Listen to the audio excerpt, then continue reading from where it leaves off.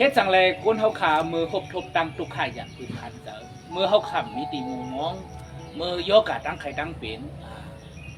มือเฮาขาดเป็นกินน่ะหาหมอผีก็มีไรเงินก็เสียงโมเดียวส่วนหน้าบูกไว้เกินเยหายใหญ่ตู้ตั้งเสียงก่อมหาย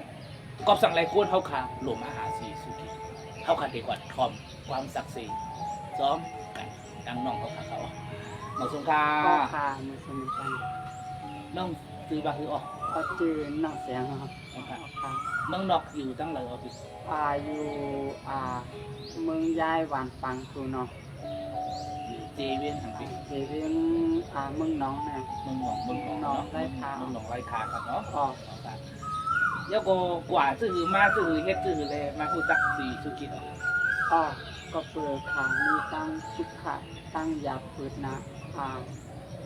หายาตูแน่จดกุฏิกูตั้งเขาตั้ง2 ปีไปค่ะก็เปิดทำผู้ปีอยากคือหาก็ว่าหาสลาเนี่ยหาก็เติมเยาก็หาหมอกที่ห้องยาก็เป็นกุมโยเยาก็หาสลากเนี่ยเติมหมดเอาสลักจากแล้วก็ขาจดกุฏิกุตั้งออกเดี๋ยวก็ตำแหน่งทางขึ้นมามันมีสลาใต้ก็ออกเป็นสลาโมกีออกเดี๋ยวก็มันว่ามีเพอเจอสูไล่ว่าเขาสลาโมกีที่ไหนก็เขาก็เจอสูไล่เจอสูไล่เยอะว่ะเดี๋ยวก็ขาก็สุกหาเจ้าเยซูคริสต์ว่ะก็สุกหาพระเป็นเจ้าเยซูคริสต์เนี่ยมันได้เจอสูไล่อนายกาสูเดี๋ยวก็อันที่สุเป็นเนี่ยอันยะเก้าสูวัดเป็นขียะวัดเป็นอาตัดกับคุณเทศราวัดเป็นอนายกาคือรายชื่อรายโยก็สุกหาพระเยซูเจอสูไล่สลามอคือก็นั่นว่าเขาในเจอสูไล่เย้าว่าก็สุกหาพระเยซูเจอไล่คือชื่อคุณโยอนายกาตั้งใครตั้งเป็นเขาวัดเป็นผีเขาเพื่อเขาอาตัดคุณเทศราเพราะว่าเจ้าเยซูเปะกูชื่อคุณโยเย้าสูก็กะหาเจ้าเยซูหน้าข้าก็กะหาเจ้าซาปีเจ้าเยซู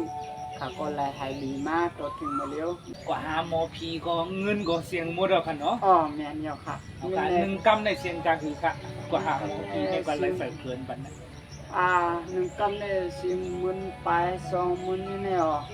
ที่เอสุดหา6,000เนี่ยคือว่ามันเป็นยังคันต่ำสุดอะค่ะ กล้วยดำหาย หายอ๋อ แล้วก็พอเราเฮอกว่าหาเจ้าเยซูค่ะพอเราเจ้าอีกกว่าหาเจ้าเยซูที่ เป็นสลามโมพีเนี่ยเดี๋ยวก็เป็น น้องก็ยามยาดีมันค่ะเนาะ ข้าก็ยาดีมัน ข้าก็ไม่จามยาดีมัน กล้ แต่ วย ว่า ดำหาย มันหาย เดี๋ยวก็มันก็เฮาน้องก็หาเจ้าเยซูเนาะ แม่นอยู่มันว่าพอสุกหาหมอปีที่สุก็ติสิ่งนี้ที่ตัวสุที่หมอปีปุ่นที่เจอสุไลอนายกาตั้งสิ่งแน่เขาพูดว่าหมอปีมีก็เลยที่ยาสุไลเขายาไล่เอามันว่าก็กูสุที่รู้สุกูสุตายว่าโยก็เขากูสุตายเขาก็ไม่เคยไล่ยินเคยไล่ต้องสุก็ว่าเขาก็สุกหาเจ้าเยซูสุที่เจ้าเยซูที่เจอสุไลเขาก็เนี่ยกะหาเจ้าเยซู แล้วก็แล้วอยู่ดีกินหวานเตะ แม่นเด้อ เมื่อเร็วก็หนูกว่าหาหมอผีอ่ะ ลูกกะหาโมเปียก็เร็วมีตังมีใจมีตังกัดเย็น ไหว้เสร็จเข้ามาอยู่อย่างตำเสนอสีสุกินเลยไหว้เสร็จมาเขากับผู้จักสีสุกินเนี่ย โมไปฮู้จักเจ้าเยซูคริสต์ได้มีอาเกียงขี้เหล้าขี้ยาเป็นขี้เหล้าขี้ยาขี้เละบ่กินเหล้าจะไหนก็ได้ขี้เลนไก่เป็นกุนขี้ยาจะไหนเรากินขี้ยาก็ขี้เป็นขี้ลักเป็นหมดอะ เป็นหมดอะ ขี้ขันพระเด็ก ขี้ข้านว่าเดียว โอเค มือกลับไปจับปลาเป็นเจ้านะ ก้อยกะไหว้เสียมาหูจักสีสุกินเดียวอาศักแหลกลายเป็นสีใบเสียมาจับปลาเป็นเจ้าเนี่ยมันมีตังมีใจนะมันมีตังมีใจแล้วก็อันที่เขาแกเฮ็ดมาเขาก็แกเฮ็ดยังเยอะ เรายาซิลิสใช่ไหมก็เป็นชื่อค่ะเคยกินอยู่กันนะ อัมกินเยอะค่ะ อ๋อ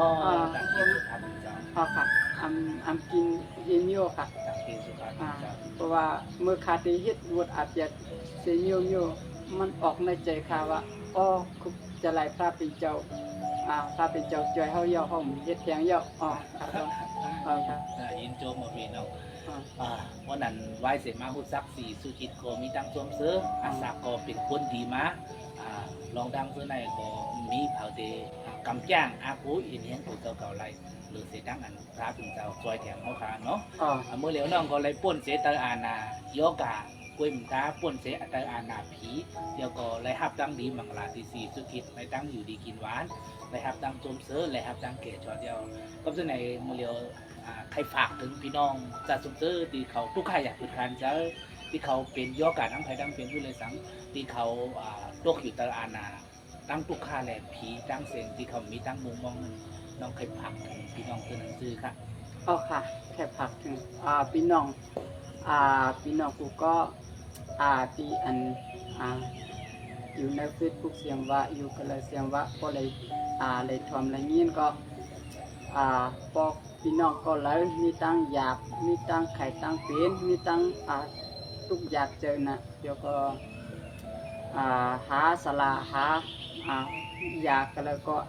ให้ไหนนั่นมาหาพระเป็นเจ้าค่ะแค่ฝากถึงพี่น้องค่ะมาหาพระเป็นเจ้าแต่ช่วยยุกช่วยยาช่วยถึงน้ำลาปั้นอยู่ผู้วันค่ะเมื่อข้าก็ไปจักก็ไม่ตั้งญาตินะก็เลยมาจักพระเป็นเจ้าก็ไม่ตั้งกัดเย็นแต่ให้พี่น้องกูก็มีตั้งกัดเย็นกูก็ค่ะค่ะยินโจมต่างกินซูพระเป็นเจ้ายินโจมพี่น้องเขาขาดดังเสียงคุยมกาย้อนพี่น้องเขาเต็กถูกสา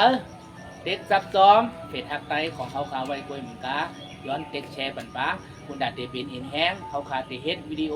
สืบกว่าแทงตั้งนาคุยมกาดังคือพี่น้องเขาได้เลยหันวิดีโออันเมื่ออันติมาแทงตั้งนานั่นค่ะ